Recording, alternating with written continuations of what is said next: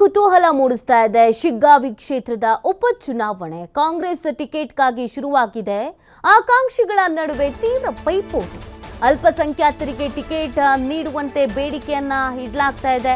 ಟಿಕೆಟ್ಗಾಗಿ ಇಬ್ಬರು ಅಲ್ಪಸಂಖ್ಯಾತ ನಾಯಕರಲ್ಲಿ ಸಿಕ್ಕಾಪಟ್ಟೆ ಪೈಪೋಟಿ ಇದೆ. ಅಲ್ಪಸಂಖ್ಯಾತರಿಗೆ ಹೊರತುಪಡಿಸಿ ಬೇರೆ ಯಾರಿಗೂ ಟಿಕೆಟ್ ನೀಡಬೇಡಿ ಅಂತ, ಅಲ್ಪಸಂಖ್ಯಾತರನ್ನ ಕಡೆಗಣಿಸಬೇಡಿ ಅಂತ ಕೂಡ ಇದೇ ಸಂದರ್ಭದಲ್ಲಿ ಹೈಕಮಾಂಡ್ಗೆ ಮನವಿಯನ್ನ ಮಾಡಿಕೊಳ್ಳಲಾಗ್ತಾ ಇದೆ. ಮಾಜಿ ಶಾಸಕ ಅಜಂಫೀರ್ ಖಾದ್ರಿ, ಯಾಸೀರ್ ಖಾನ್ ಪಠಾಣ್ ನಡುವೆ ಒಂದು ಫೈಟ್ ಇದೆ.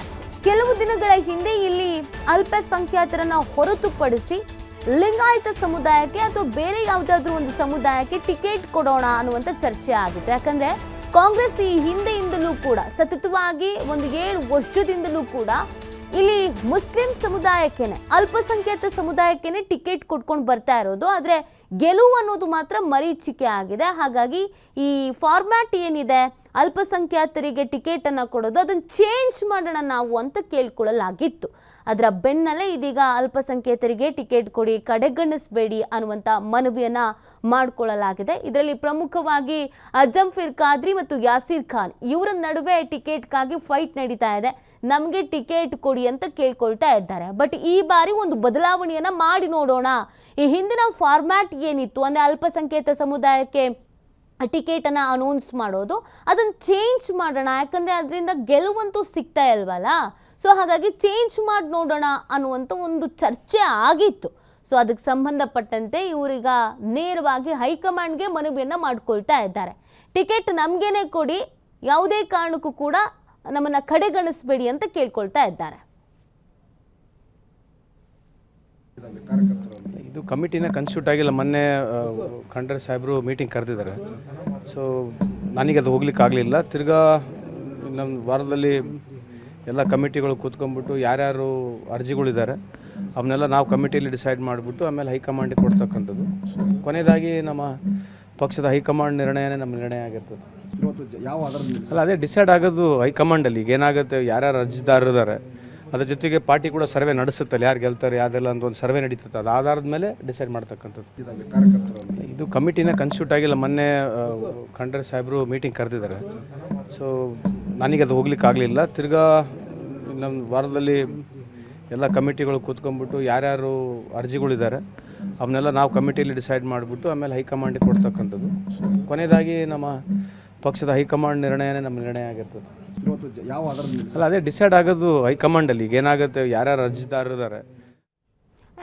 ಈ ಬಗ್ಗೆ ಯಾವ ರೀತಿಯಾದಂಥ ಒಂದು ಚರ್ಚೆ ನಡೀತಾ ಇದೆ, ಕಾಂಗ್ರೆಸ್ನ ಸ್ಟ್ರಾಟರ್ಜಿ ಏನು, ಒತ್ತಡ ಯಾವ ಥರ ಇದೆ, ಅದೆಲ್ಲದ್ರ ಬಗ್ಗೆ ನಮ್ಮ ಪ್ರತಿನಿಧಿ ಯಲ್ಲಪ್ಪ ವಿಶ್ಲೇಷಣೆ ಮಾಡ್ತಾರೆ ಮತ್ತು ಹೆಚ್ಚಿನ ಮಾಹಿತಿಯನ್ನು ನೀಡ್ತಾರೆ.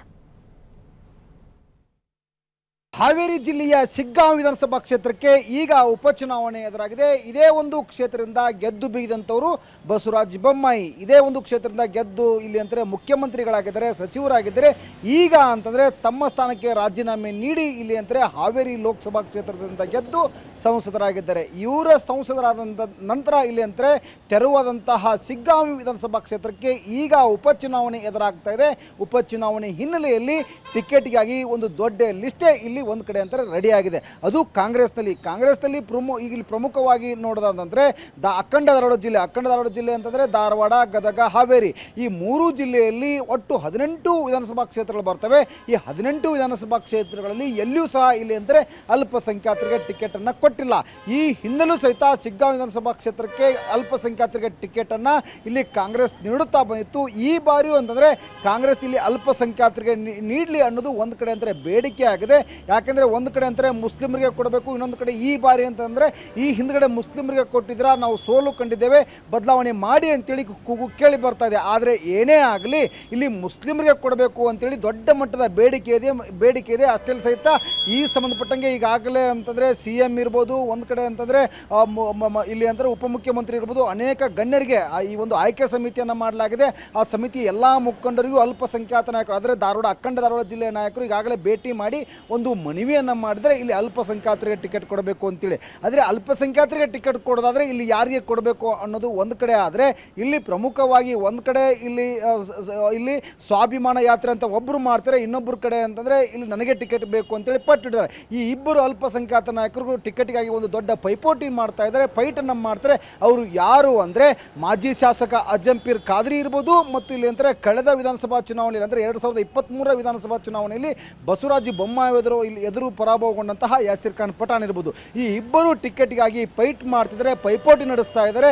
ಈಗಾಗಲೇ ಅಂತಾರೆ ತಮ್ಮ ನಾಯಕರನ್ನ ಈಗ ಒಂದು ಕಡೆ ಇಲ್ಲಂದರೆ ಮುಖ್ಯಮಂತ್ರಿ ಇರ್ಬೋದು, ಉಪಮುಖ್ಯಮಂತ್ರಿ ಇರ್ಬೋದು, ಸಚಿವರನ್ನ ಭೇಟಿ ಮಾಡಿ ಟಿಕೆಟ್ ಬೇಡಿಕೆ ನೀಡುವಂತೆ ಇಲ್ಲಿ ಅಂತಂದರೆ ಬೆನ್ನು ಬೀದರೆ ಟಿಕೆಟ್ ಬೇಕೇ ಬೇಕು ಅಂತೇಳಿ ಪಟ್ಟನ್ನು ಹಿಡಿದರೆ. ಆದರೆ ಹೈಕಮಾಂಡ್ ಯಾರಿಗೆ ನೀಡುತ್ತೋ ಅನ್ನೋದು ಒಂದು ಕಡೆ ಅಂತಾರೆ ಪ್ರಶ್ನೆ ಆಗಿದೆ.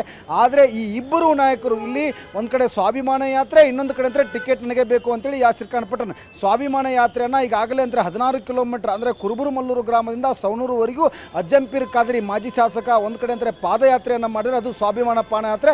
ಆ ಪಾದಯಾತ್ರೆ ಮುಖಾಂತರ ಇಲ್ಲಿ ಅಂದರೆ ಸಾವಿರಾರು ಜನರು ಇಲ್ಲಿ ಅಜ್ಜಂಪೀರ್ ಖಾದ್ರಿ ಅವರಿಗೆ ಟಿಕೆಟ್ ನೀಡಬೇಕು ಅಂತೇಳಿ ಒಂದು ಬೇಡಿಕೆ ನೆಟ್ಟಿದ್ದಾರೆ. ಇದರ ನಡುವೆಯಲ್ಲಿ ಯಾಸಿರ್ ಖಾನ್ ಪಠಾಣ್ ಸಹ ಇಲ್ಲಿ ಹೈಕಮಾಂಡ್ ಮೇಲೆ ಒತ್ತಡವನ್ನು ಹಾಕಿದ್ರೆ ಟಿಕೆಟ್ ನನಗೆ ಬೇಕು ಅಂತೇಳಿ. ಆದರೆ ಯಾರಿಗೆ ಟಿಕೆಟ್ ನೀಡುತ್ತೆ, ಒಂದು ಕಡೆ ಇಲ್ಲಿ ಅಲ್ಪಸಂಖ್ಯಾತರಿಗೆ ಟಿಕೆಟ್ ನೀಡಬೇಕು ಅನ್ನೋದು ಒಂದು ಬೇಡಿಕೆ ಆದರೆ ಇನ್ನೊಂದು ಕಡೆ ಅಂದರೆ ಹೈಕಮಾಂಡ್ ಈ ಇಬ್ಬರಲ್ಲಿ ಯಾರಿಗೆ ಮನೆ ಹಾಕುತ್ತೋ ಅನ್ನೋದು ಒಂದು ಕಡೆ ಪ್ರಶ್ನೆಯಾಗಿ ಇವತ್ತು ಶಿಗ್ಗಾಂವಿ ವಿಧಾನಸಭಾ ಕ್ಷೇತ್ರದ ಈ ಮತದಾರರಲ್ಲಿ ಕಾಡ್ತಾ ಇದೆ. Okay, thank you Yellappa.